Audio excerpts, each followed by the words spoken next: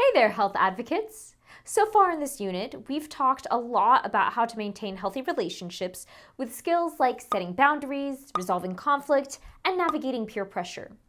These are helpful tools, but in some situations, we might find that we need some extra assistance.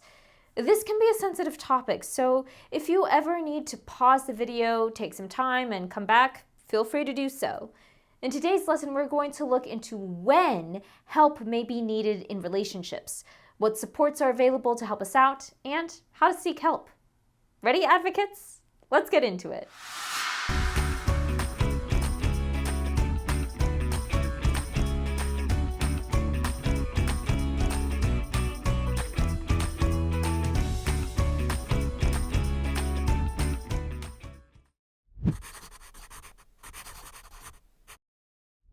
Before we get started, it's important to keep in mind that every relationship will have at least some challenges. Just because someone makes a mistake doesn't mean a relationship is automatically unhealthy. Unhealthy relationships usually involve a pattern of behavior over time, but if you're ever unsure, it's always better to seek advice sooner rather than later. Advocates, what do you think are some qualities of an unhealthy relationship? Pause the video and write your thoughts in your guided notes. Remember, healthy relationships are built on trust, respect, and open communication. Having trust means you should feel safe in a relationship. If you're worried for your physical safety or the safety of someone close to you, that's a major red flag and an indication that you should seek help immediately. Everyone deserves relationships free from domestic violence and physical abuse, but feeling unsafe also applies to our emotional health as well.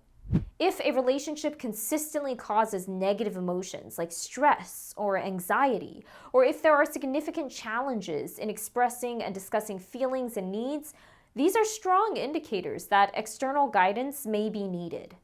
We should also be cautious of major behavioral changes, such as withdrawal or mood swings.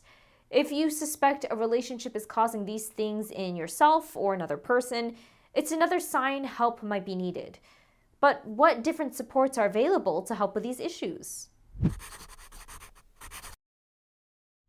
Advocates, before we explore the various options, remember, in any situation where you find yourself in immediate danger, your first action should be to call 911. Your safety always comes first. Now, under more general circumstances, when you have an issue in a relationship, what do you think your first line of defense is? That's right, friends and family. The first step is to seek advice from a person you trust. Simply talking to someone else about a relationship can provide valuable insight. In some cases, additional support may be needed. Professional counselors and therapists have the training to help us navigate through our emotions and situations with understanding and care. Therapists can provide a safe space for us to express ourselves and work through our feelings. They have expertise in dealing with unhealthy relationships and can help develop a personalized plan for safety and well-being. And for those who cannot access in-person counseling, online therapy platforms are a great resource as well. They offer flexibility and accessibility, making it possible to receive support from the comfort of your home. It's about finding what works best for you. Beyond individual counseling, peer support programs in schools or local community centers can offer relatable advice and shared experiences. Educational workshops on healthy relationships and emotional literacy also equip you with the tools to navigate your own relationships more wisely. Just make sure you're consulting with a parent or guardian before joining these programs or giving away personal information. Alternatively, if you'd prefer privacy, remember that anonymous helplines and text services are always there for you, providing confidential and immediate assistance. You can find a list of these resources in your PDF. Remember, advocates, no matter what you're dealing with in a relationship, there are various supports to help. Knowing your options is an important part of the process, but there's still one more piece of the puzzle: actually asking for help. Let's look at a scenario to see how this might play out. Sarah has concerns about her relationship with her friend. She's also hesitant to talk about these concerns with another person because she's worried her friend will find out and become upset. What do you think Sarah should do in this situation? Sarah should reach out to someone she trusts. If she's worried about privacy, she might consider choosing someone who isn't mutual friends with the person she's seeking advice about. When seeking advice, Sarah should provide clear examples of any concerning behaviors or issues. This will give the other person a better understanding of the situation and how to help.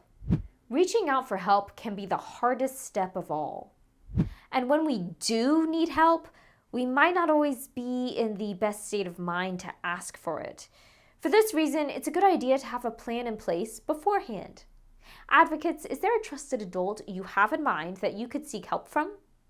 This could be a family member, coach, or school counselor. They'll be able to help you access additional support if the need arises. And with that, we've wrapped up this lesson on relationship supports. Let's review what we've learned today. We should seek help in a relationship when we feel physically or emotionally unsafe. Warning signs include ongoing stress, communication issues, and major behavioral shifts. Some supports available include friends and family, counselors and therapists, peer support programs, educational workshops, and anonymous helplines. And finally, it's important to have a plan in place for seeking help with relationships. Remember, advocates, you're never alone. If you or someone you know needs help in a relationship, there are lots of different supports available to help out.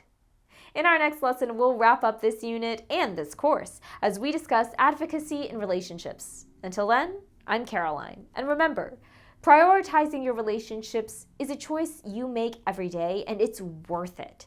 So keep building that healthy lifestyle, take care, and I'll see you next time. Hey, hey.